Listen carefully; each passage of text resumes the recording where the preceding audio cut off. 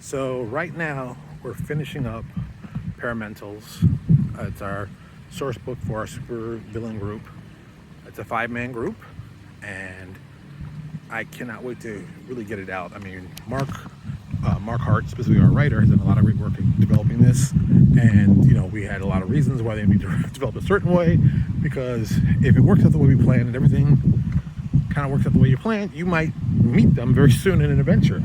And why they're important, why it plays in, will also be something that we're working on. So we knew from the get-go how we were going to build this to make it awesome, but it's the execution that's always worrying us. Because, I mean, let's be honest, it's tough work, it's not super easy, and if we do it right, people are going to be happy about it. And I want people to be happy about the work we do.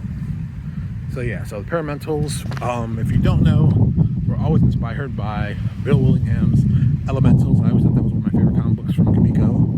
It was a great idea they came up with. I loved it, and it was very much way before its time. That book was so ahead of its time. It's crazy. I think back to when that book came out, the early '80s.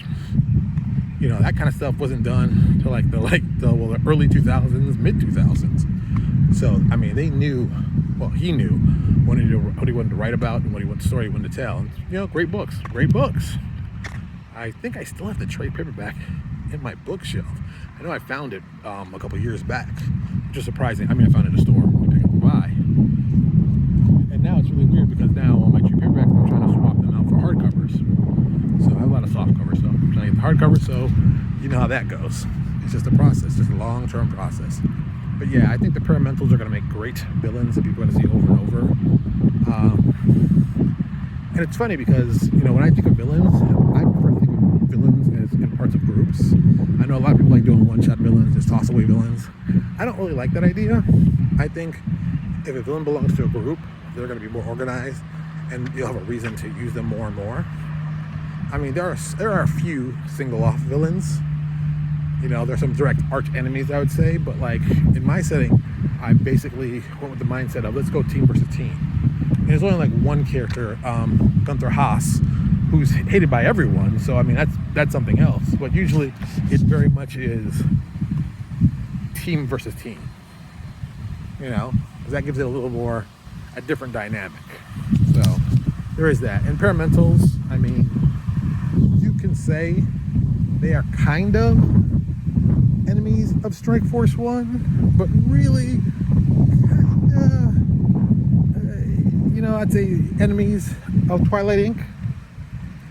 because the nature of what they do and what they are and how they came about. See, I know it's all hidden. The section 1 talk about LaFemme Nikita callback. The Strike Force 1 connection makes sense, and so does Twilight, but they're also a little different. They're also a little more niche-y. So there's some stuff we're gonna have to work on. Like me holding this stupid thing with my hand, I'm gonna have to get one of those stupid little things I can't stand that people talk with them, and people driving while I'm trying to walk and relax. But anyway, so Paramentals, we've gotten the original group art back from Storm Cook. He's got all that. I'm waiting for Tempest, their leader's art, to come back, and once that's solid and paid for, boom, that book will release, and it's gonna be fun. It's gonna be a real fun book. So keep your eyes out for it. I think you're gonna like it a lot. I know I'm gonna like it a lot. There you go. Talk to y'all later.